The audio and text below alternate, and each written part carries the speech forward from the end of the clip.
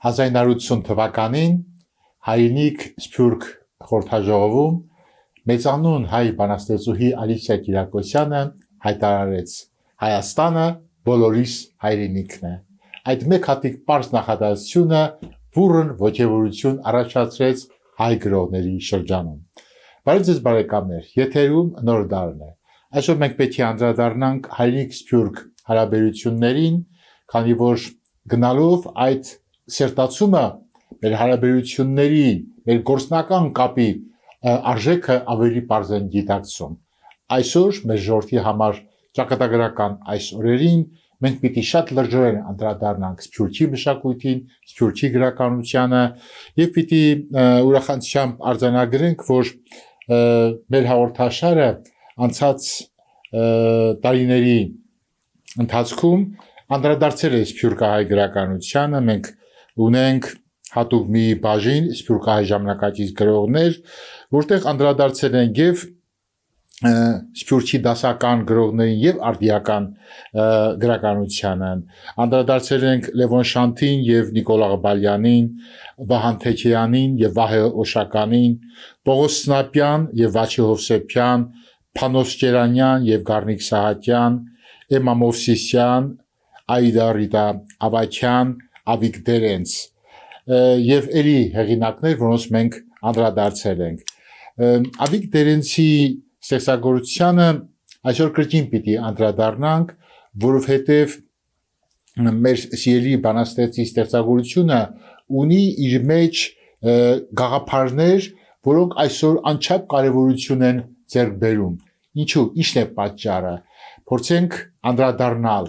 Ավիկ Դերենցի ստեղծագործությանը բոլորովին նոր տեսանկյունից, փնտրելու համար գաղափարներ, որոնք այսօր մեր արդիականության տեսանկյունից բացառիկ կարևորություն ունեն։ Մենք ունենք նաև հնարավորություն ունկնդրելու Ավիկ Դերենցի ստեղծագործությունների մի մասը Հայաստանի վաստակավոր արտիստ Սիլվա Յուզբաշյանի կատարմամբ։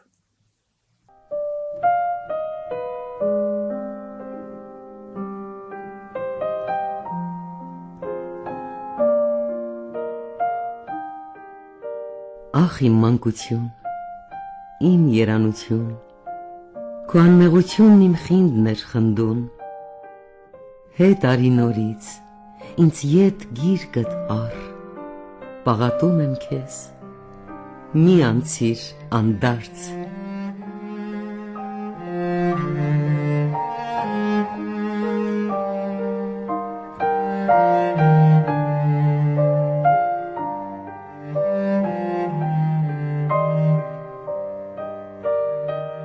Այգաբացը ամեն օր բարի լույս է մեզ բերում, էլ ինչու ենք դեգերում խարդավանքի խավարում։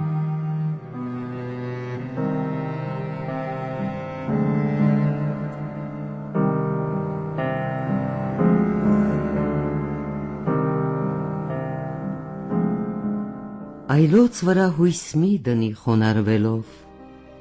ցավդ կրի առաջ գնա բաց ճակատով։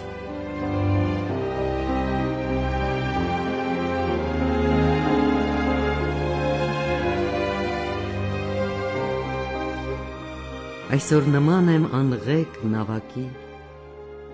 օտար օվկիանի ջրերում ճոճվող, վաղը կսուզվեմ անտակ խորքերում, ու ինձ այլևս ոչ ոք չի հիշի։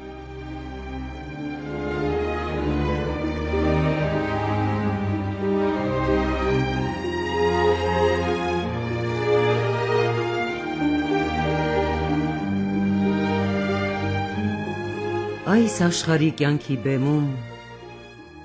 ոչ ոք ոչինչ չի հասկանում, չարը բարու դիմակ հագած հրեշտակի դեր է խաղում։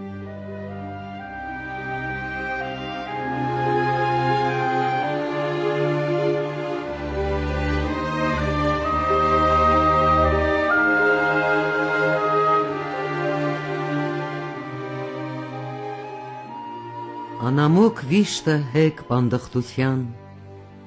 գիտեմ, գերեզման ինձ պիտի տանի, օտար աշխարհում մինչ այդ ինչ անեմ, որ հրաշք լինի, գետ երկս ապրի։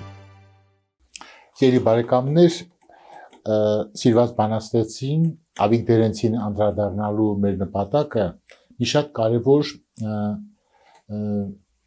ուղղություն ունի, դա հետևյալն է. մենք առհասարակ գեղարվեստական գրականություն եւ հատկապես պոեզիա ընկալելու նոր ոչ պիտի որդեգրենք ու նոր մոտեցում։ Գեղարվեստական տեքստը այն նպատակը չունի, որ մեզ հաճույք ու բերկրանք պատճառի միայն։ Ամեն բանաստեղծության մեջ անգամ քնքուշ, քնարական, լիրիկական որևէ ստեղծագործություն իր մեջ մի զորավոր գաղափար անպայման կրում է։ Խոսքս իսկական արվեստի ստեղծագործությունների մասին է։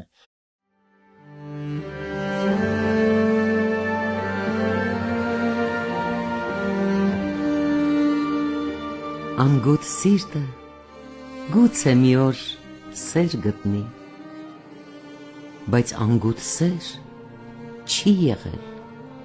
ու չի լինի։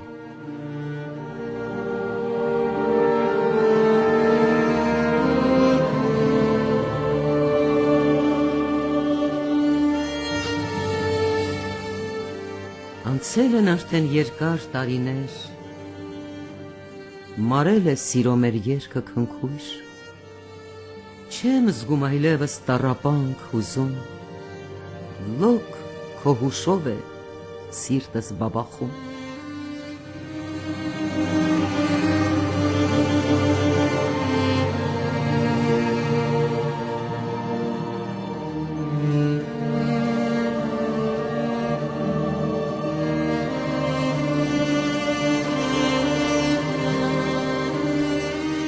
Աշխարհը կեղծ, մարդիկ նենք, շիտակ ոչինչ չեմ տեսնում, բայց ում գնամ բողոքեմ, լռում է, լուռ աղոթում։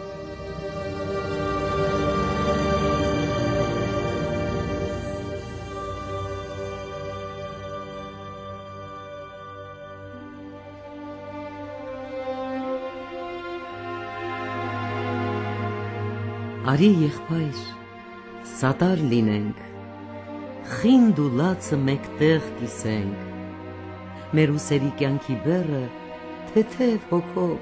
տեղ հասցնենք։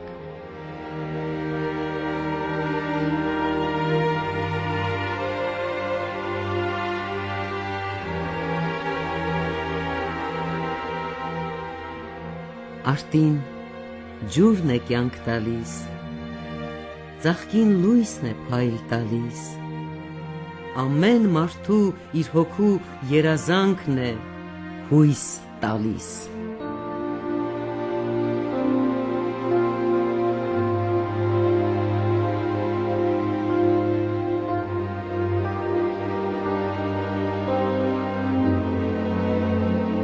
Արևի լույսը չի կարող օգնել, երբ մարդու հոգին խավարն է պատել։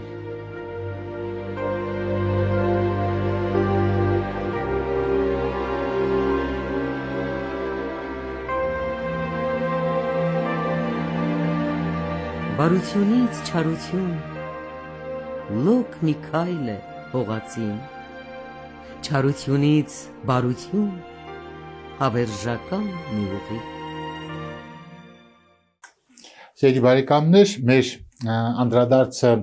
Ավիկ Դերենցի ստեղծագործությանը մեկ կարևոր նպատակ է հետապնդում։ Ինքը բանաստեղծը բավականին հայտնի է գրական մեր աշխարհում, շատ հետևորդներ ունի, սիրված անուն է, սակայն մեկ հարց մեզ համար անչափ կարևոր է այս պահին։ Մենք արդյոք գրականությունը մտցնում ենք մենք կյանք, արդյոք մենք ապրում ենք գրականությամբ եւ այն գաղափարներով, որ արտահայտում է ժամանակակից գրականությունը։ Ես վստահ պնդում եմ եւ բազմիցս այդ հարցին անդրադարձել եմ,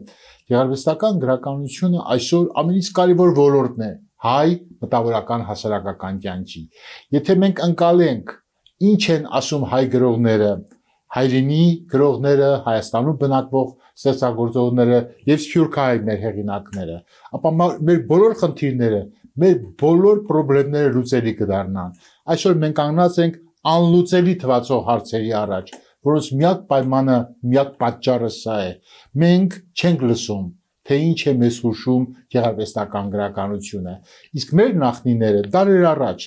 մշտապես գրողներին համարել են Աստծո քարտուղարներ, գրողները ճակատագիր են գրել, գրողները ստեղծել են կյանք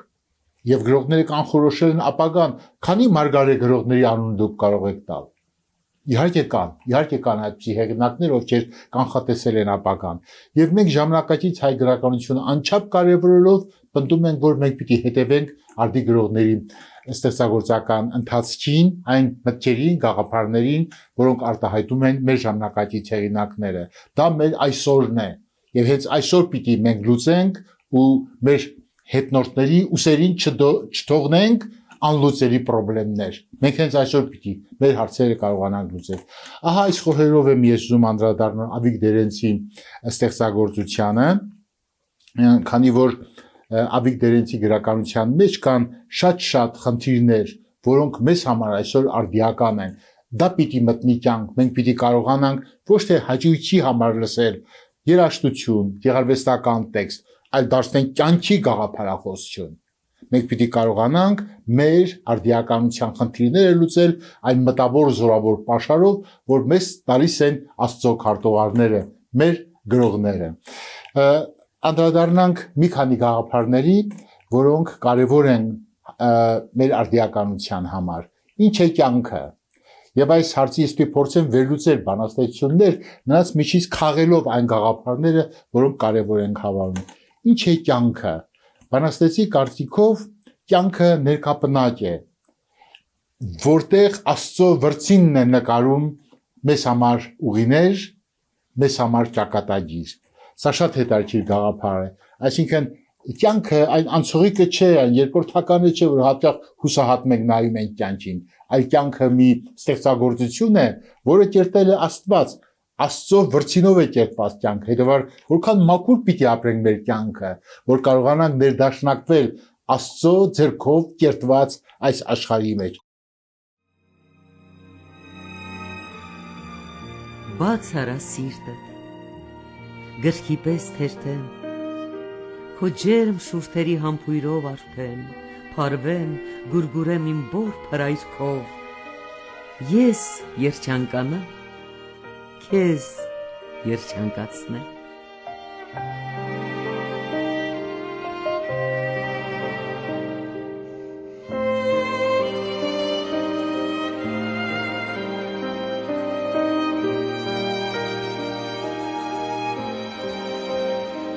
Գետը ծովին կհասնի, կփարվի իր երազին, պանդուխտն ընդմիշտ կմնա հեռվում, կարոտ իր հողին։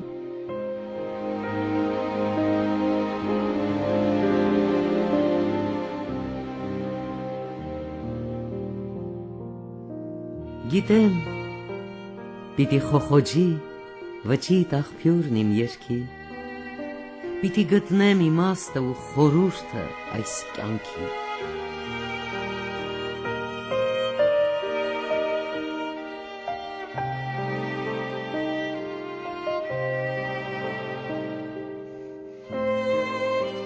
Գիշերը երգ է աստղերով զնգում, գիշերը լուռ է գաղտնիքով լեցուն, գիշերը հույս է երազով արթուն, գիշերը սիրո հեքիաթ է խոսում։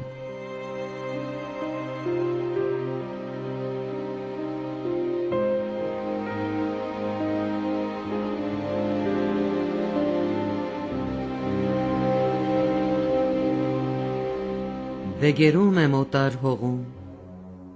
տանջվում, ինքս ինձ չեմ գտնում, երազներս հեռվում թողած վշտերով եմ օրս մտնեցնում։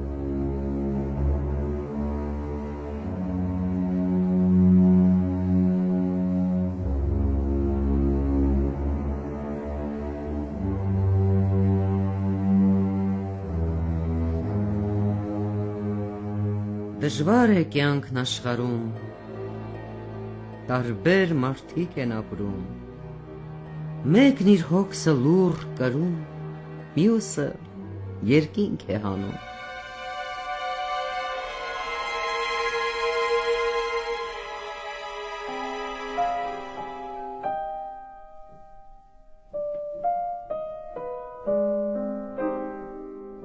Դու լույս եղար այլոց համար, իսկ ինձ համար մթին խավար, բայց իմ հոգում ճարագում է հար քո սերը հրավառ։ Մեր կյանքի ամենից կարևոր խնդիրը հետևյալն է։ Մենք ապրում ենք մի աշխարհում, որտեղ առանց հավատամքի եւ առանց հավատքի ոչինչի չենք հասնի։ Սա բանաստեղծի գաղափարն է, որ բերում էր իր ստեղծագործությունների մեջ, եւ այդ պատճառով էլ մենք համակվելով այդ մտքով ու այդ գաղափարով պիտի նայենք մեր կյանքին, որքան հոգիներ կան, մենակ առանց հավատքի ապրում են այս կյանքը, եւ նրանք են, որ մեր կյանքը դարձրին գաղջ, անհետաքրքիր, անհեռանկար, բայց մարդը, որ ունի հավատք, մարդ, որ առաջնորդում է իր ժողովրդին հավատքով, ունի իր հավատամքը հաղթության, այդ մարդկանց անհրաժեշտությունը մենք շատ ունենք։ Ահա Ավիկ Դերենցի ստեղծագործության կարևոր գաղափարներից մեկը, որ պիտի քաղել այդ բանաստեղծությունների միջից, ինչ որ հեղինակում է Ավիկ Դերենցը։ Ինքը իր յուրահատուկ ոճը ունի, աշխատում է գրել կարճ տեքստեր, որովհետև մեր նյարդային ժամանակի մեջ երկար պոեմանման ստեղծագործությունները ներգործություն հավանաբար չեն ունենա։ Եվ այդ է պատճառը, որ մեր գրականության մեջ Ավիկ Դերենցը հավանաբար միակն է, որ փորձում է պարզ ուղղակի սրտին հասցնել կարևոր գաղափարներ կարճ տեքստերի օգնությամբ։ Ահա դրանցից մեկը, որ ես ձեզ ներկայացրի, թե որքան կարևոր է այս մոտեցումը, նաև այն, որ Աստված մեզ տալիս է համբերության դասեր։ Այդ համբերության դասերը մեզ պիտի օգնեն, որ մենք կարողանանք անսասան մնալ կյանքում։ Եվ սա բանաստեղծի մյուս ոգորումն է, իր ստեղծագործական ներշնչանքը, որը նա փոխանցում է մեզ։ Աստված մեզ տալիս է համբերության դասեր, պիտի դիմանանք մեր երազանքին հասնելու համար։ Եվ շատ կարևոր մի խնդիր, մեր հոգին պիտի մենք զարգացնենք, մենք մեր հոգին պիտի դնենք աճումի գեղեցիկ ընթացքի մեջ, պիտի սերմանենք մեր հոգում բարձր գաղափարներ, ոչ թե այն ինչ որ կանք, այլան ինչ որ պիտի մենք լինենք։ Սա է բանաստեղծի հավատամքը, որ անհրաժեշտ է այնպիսի հոգեկան աշխարհով ապրել, որ այդ հոգեկան աշխարհը ընդգրկի մեր ամբողջ ազգությունը, մեր ամբողջ նպատակները լինեն դրա մեջ, զարգանանք, աճենք, հոգեպես աճումի խնդիր է դնում բանաստեղծը մեր առջև։ Եվ ամենից կարևորը, որով ուզում եմ այս զրույցը որոշանի հանգրվանի հասցնել, հույսն է, ինչ որ բանաստեղծի համար ամենից կարևորն է։ Քո հույսից, եթե դու երես թեքես, քո մեջ բնակվող Աստծուն կհերքես, ասում է Ավիկ Դերենցը։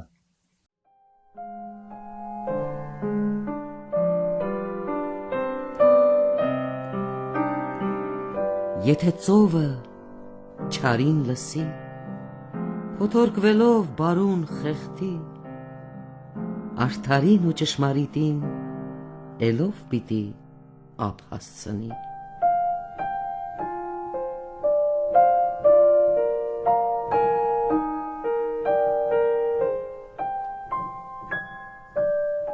Երազին ավակ, երազի ծովում, այն մութ գիշերին լուսինն էր լողում, տանում էր նա մեզ տարփանքի հեռուն, բայց ինչու տեղ չէր հասցնում։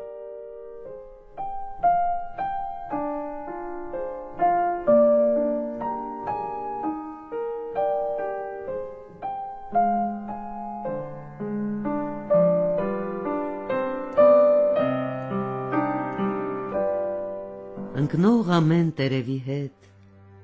ծառն է մրսում մեր կանոն, ամեն մարող ասուպի հետ իմ հոգին է որպանում։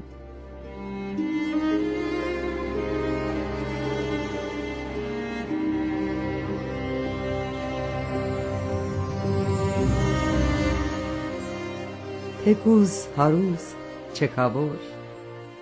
գանգատվում են ամեն օր, թե ինչու է Տերն իրենց պատժել կյանքի չար բախտով։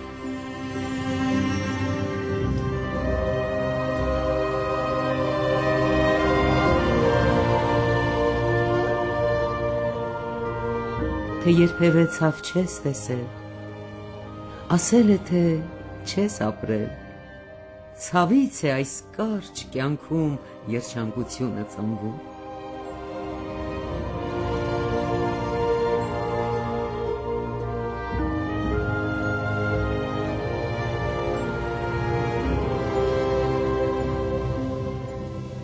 Թող խաղաղվեն ու հանդարտվեն սին կրքերն այս աշխարհի, լոկ այդ դեպքում մեր ապագան հետը խինդ սեր կբերի։ Բանաստեղծի ստեղծագործության մեջ շատ կարևոր տեղ է գրավում հայրենիքի պաշտպանությունը եւ զինվորի կերպարը կա Ավիկ Դերենցի ստեղծագործության մեջ եւ մեր հայրենյաց հողի մեր հայրենիքի համար պայքարի գաղափարը։ Եթե դու այդ նպատակն ես դնում, եթե դու ամեն գնով ուզում ես հող հայրենին պաշտպանել, դու պարտություն երբեք չես ունենա։ Սա է Ավիկ Դերենցի գաղափարը, որ նշանակում է մեկ բան. մենք զինվորին պիտի դարձնենք ամենից կարևոր անձը Հայաստանի, ինքն է մեր ժամանակի հերոսը, եւ պաշտամունք պիտի լինի Հայաստանում, եթե, ապա այդ պաշտամունքը պիտի ուղղված լինի հայ զինվորին, այդ ջահել տղերքը, որ հայրենիքի են պաշտպանում, այդ ջահել տղերքը, որ ես կյանքը նվիրեցին հայրենիքին, սա է իդեալը տղամարդու եւ մեր ամբողջ գաղափարական աշխարհը պիտի ուղղված լինի ահա այդ նկատառումին։ Բանաստեղծը տեսնում է, թե ինչպես մենք հալվում ենք մոմի նման, ինչպես մենք տարապում ենք այսօր եւ ամբողջ ազգովին նեղությունների մեջ ենք, բայց իր ոգևորիչ խոսքը հետեւյալն է. եթե հալվում եք դուք հայեր, երկնքի լույսը պիտի պարգև ստանաք, այսինքն այս նեղությունների համար Աստված անպայման փոխհատեցում ունի, որ մեզ համար սահմանել է եւ այդ մեծ բախտը, որ մեզ սպասում է, պիտի բնական հետևությունը լինի այն ամենի, ինչ որ կատարում է այսօր մեր հայրենիքի հետ։ Նորից նա բարձրացնում է հույսի խնդիրը եւ իր համար ամենից կարևորը սա է. հույս մարդկանց երբեք մի հուսախաբիր, նրանց թևերը երբեք մի կապիր։ Հույսը, որ մեզ համար առաջնորդ է, հույսը պիտի չխաբի մեզ, դիմում է աստվածային այդ արարչությանը, որտեղ հույսը պիտի միշտ անսասան կանգնած լինի մեր առջև եւ մենք պիտի ապրենք հույսով ու հավատով։ Մեզանով շատ եսասեր հոգիներ կան եւ այդ պատճառով էլ Ավիկ Դերենցը անդրադառնում է նաեւ եսասիրության գաղափարին։ Եսասեր հոգին չունի սրտակից, ապրում է կարճած իր խղճուկ եսից։ Սա շատ արդիական թեմա է, ինչ որ բանաստեղծը մեզ ասում է, եսասիրությունը, որ մեզ հասցրեց կյանքի այսքան նեղությունների, ամեն անձնահատականություն, ամեն անձ իր եսասիրական նկրտումներով ապրեց եւ ահա մենք տեսնում ենք ընդհանրականը, հայկականը, ազգայինը պակասել է։ Ահա թե ինչ կարևոր միք է մեզ հուշում բանաստեղծը եւ մենք պիտի գնանք այդ ճանապարհով, մերժենք եսասիրություն եւ սիրենք համայնականը, ազգայինը բարձրացնենք, մեծագույն գաղափարը, հայրենիքը եւ սերը հայրենյաց նկատմամբ։ Ինչը կարող է մեզ առաջնորդել Աստծո սուրբ խոսքը։ Ավիկ Դերենցը մշտապես իր ստեղծագործության մեջ անդրադառնում է այդ գաղափարին, որ մենք մեր կյանքը ապրենք մաքրությամբ ու սիրով։ Եվ այս գաղափարը անչափ կարևոր է, քանի որ հենց այդ մաքրության մեջ է մեր հաղթանակը։ Այդ մաքրությունը նշանակում է միմյանց հանդեպ լավ վերաբերմունք, հոգատարություն։ Այսօր ամեն օր մենք տեսնում ենք, որքան դաժան ենք վարվում միմյանց հանդեպ, որքան շատացել է չարությունը Հայաստանում, ամեն քայլափոխի, ամեն փոքրիկ մի հակառակություն վերածվում է սպանության, ամեն օր քրեական քրոնիկներ ենք մենք լսում ու տեսնում մեր աչքի առաջ, ի՞նչ է պատճառը, ինչու այսքան չարություն։ մենք հեռացել ենք Աստծո խոսքից, մենք հեռացել ենք Աստծո պատվիրաններից, եւ այդ պատճառով էլ բանաստեղծի խոսքը հնչում է իբրև պատվիրան։ Աստծո սուրբ խոսքը հող է բարեբեր, շաղ տվեք մարդիկ, լոկ սիրո սերմեր։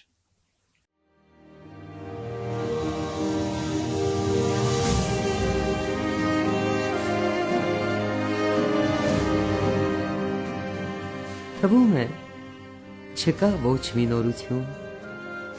ամեն ինչ ասվել, գրվել է հանում, բայց չէ, որ կյանքը խորհրդով խորին, վաղ լուսաբացին, ծնվում է կրկին։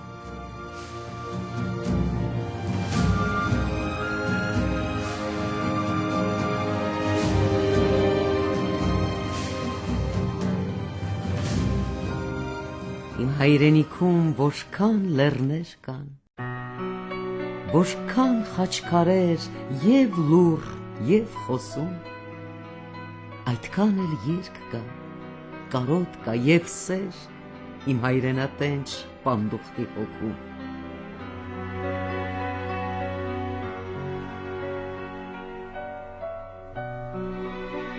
Ինձ հյուր արից հայգալույսին,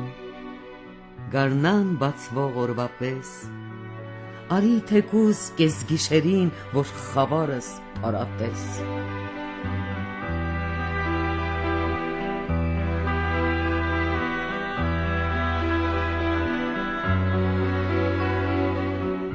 Ինչ էլ անես, բարեկամ, տառապանքը կա ու կա, դժվար ու հեշտ մի զատիր, դժվարի հեշտը չկա։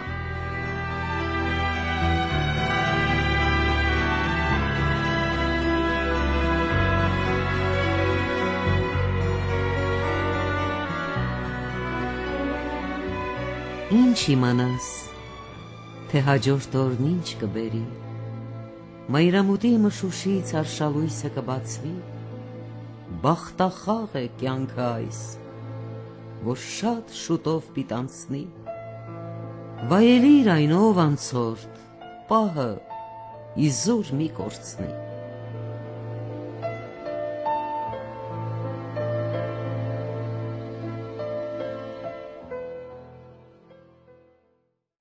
Սիրելի բարեկամներ,